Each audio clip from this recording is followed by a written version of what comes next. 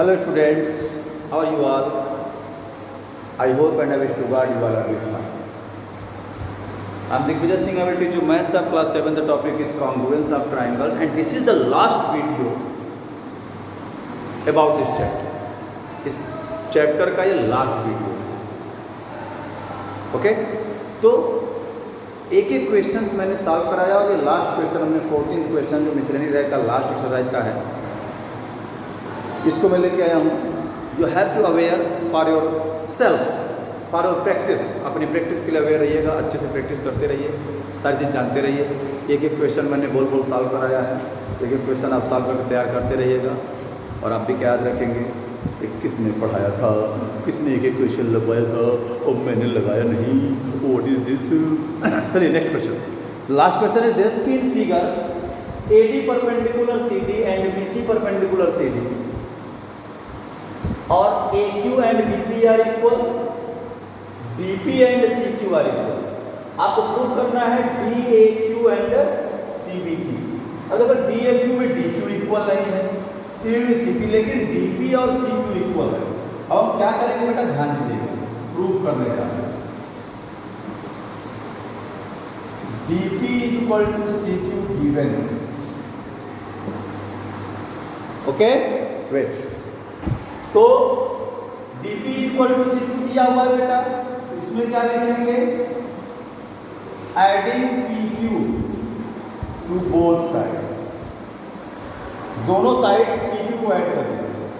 तो DP plus PQ is equal to CQ plus PQ. अब DP में PQ add होगा तो क्या होगा, DQ. और CQ में PQ ऐड होगा तो बेटा CP. लो पिरोग्राम सेट हो गया है. अब ध्यान देने मार देना है. देखो कैसे मारते हैं. In triangle DAQ and triangle CBP. In triangle DAQ and CBP क्या हो जाएगा बेटा, देखते जाइए.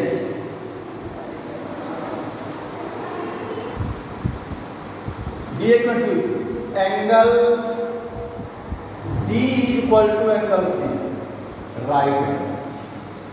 Each right angle.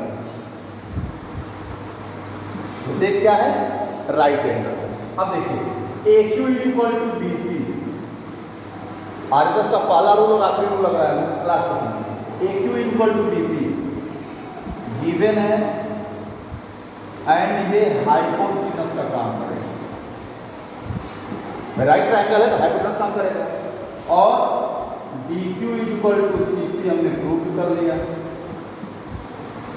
Therefore triangle DAQ congruent triangle CBP by RHS rule. लीजिए हो गया, कहानी खत्म. देखो बेटा ठीक है, मैं समझो. ये परपेंडिकुलर है तो ये 90 डिग्री का एंगल होगा, ये राइट एंगल हो गया. ये AQ और BP राइट एंगल के सामने वाली साइड हाइपोटेनस होती है. AQ और BP इक्वल दिया हुआ है, इक्वल है. और हमने ये और ये इक्वल प्रूव कर दिया. भाई DP और CQ इक्वल है ना. अगर दो लोगों के पास इक्वल चीज है, अगर उन लोगों को सेम चीज दे दिया गया इक्वल इक्वल में, तब भी वो इक्वल रहेंगे.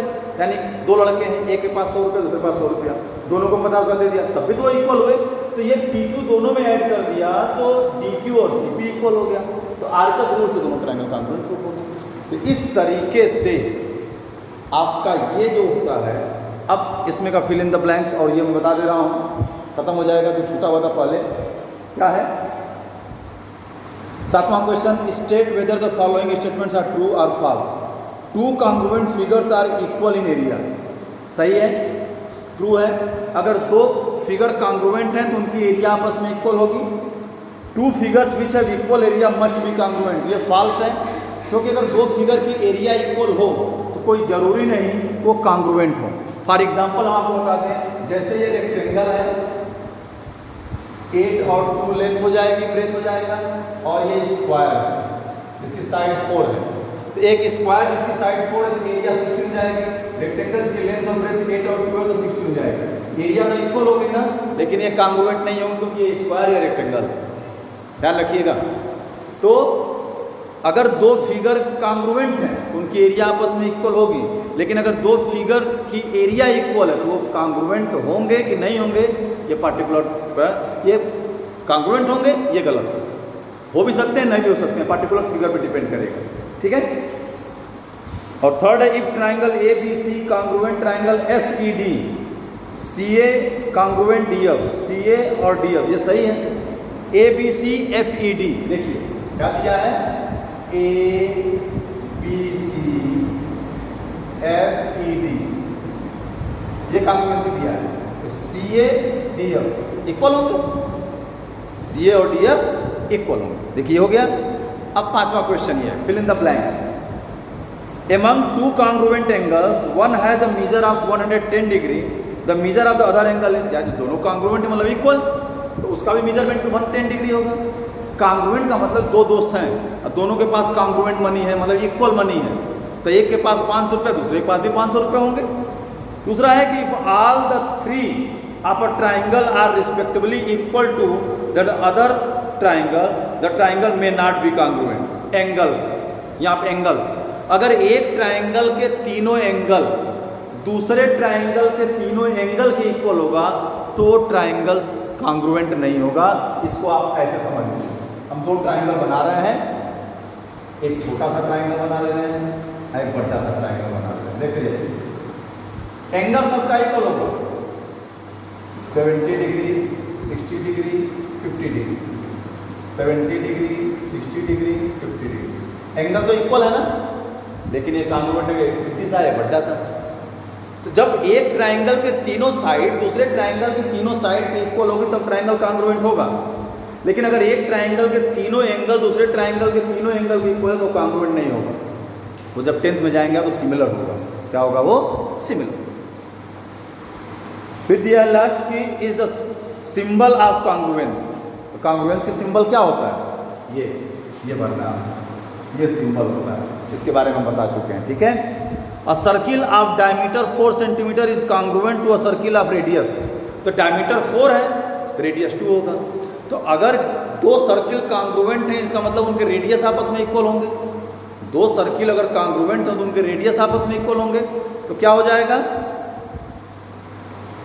अगर डायमीटर 4 है तो रेडियस 2 होगा, तो उसका भी रेडियस 2 होगा, उसका भी डायमीटर 4 होगा। तो इसमें रेडियस, एक का डायमीटर 4 दिया, दूसरे का रेडियस 2 होगा। क्यों? क्योंकि दोनों सर्किल कांग्रुएंट हैं। ठीक है, चलिए अच्छी बात है। अब ये है कि आपका ये खत्म हो गया। अब इसके बाद फिल इन द ब्लैंक्स, उसको भी देख लेते हैं। कुछ छोड़ेंगे नहीं, सब बता डालेंगे, बस आप पढ़े जाना पड़े, क्योंकि आप पढ़ेंगे नहीं। आप कसम खा चुके हैं मैं नहीं पढ़ने वाला हूँ। In triangle P Q R and triangle X Y Z, दोनों ट्राइंगल कांग्रुएंट दिया हुआ। Which of the following is true? P R X Y, ये गलत है। पी क्यू एक्स वाई ये सही है। क्यू आर वाई जेड, तो इसमें क्या विच इज ट्रू? तो सी से यानी बी और सी दोनों सही है। बी और सी दोनों सही है। इसके बारे में चर्चा हम पहले भी कर चुके हैं। In the given figure, book में देख लीजिए आप लोग ध्यान से। To prove triangle A B C congruent triangle D E F, कोई दिक्कत नहीं, साइड एंगल साइड से प्रूव कर लीजिए। भाई ए बी डी ई के इक्वल है, एंगल ए एंगल डी के इक्वल है और ए सी डी एफ के इक्वल है, तो triangle A B C congruent triangle D E F हो जाएगा। ओके। और कैसे होगा? साइड एंगल साइड से। किससे होगा? साइड एंगल साइड से। Third question, in the given figure triangle A B C congruent triangle D E F in which length of side are marked length of E F is. तो E F क्या हो जाएगा? देखिए A B जो है D ई के equal है, 2 centimetre दिया हुआ है। ए सी जो है डी एफ के इक्वल है, 6 सेंटीमीटर दिया है। तो बी सी ई एफ के इक्वल होगा, ई एफ की साइड हो जाएगी 5 सेंटीमीटर। खुदा पहाड़ निकला पड़ोसी। इस तरीके से। नेक्स्ट क्वेश्चन है, in triangle A B C triangle D E F congruent है, डी ई एफ 30 डिग्री है, तो एंगल ई 30 डिग्री है, तो एंगल बी भी 30 डिग्री होगा। ध्यान रखिएगा, ए बी सी में बी बीच में आ रहा है, डी ई एफ में ई बीच में आ रहा है, और एंगल ई दिया हुआ है 30 डिग्री, तो एंगल बी भी 30 डिग्री होगा। ट्रिक समझिए ध्यान से, पहले पढ़ा चुके हैं। तो इस तरीके से आपका ये हो गया चैप्टर फिनिश, आपका चैप्टर 7। इसके बाद चैप्टर टेस्ट वगैरह है, इतना मैंने पढ़ा दिया। चैप्टर टेस्ट तो आप अपने से कर ही लेंगे, बाकी मेहनत करते रहिए। Without practice you can't do anything. जब कहते हैं ना प्याज का छिलका निकालते जाइए। तो ये है, जब आप कॉन्सेप्ट क्लियर करने की कोशिश करेंगे तो एक एक नॉलेज बढ़ता जाएगा, एक एक क्वेश्चन आपके दिमाग में आता जाएगा।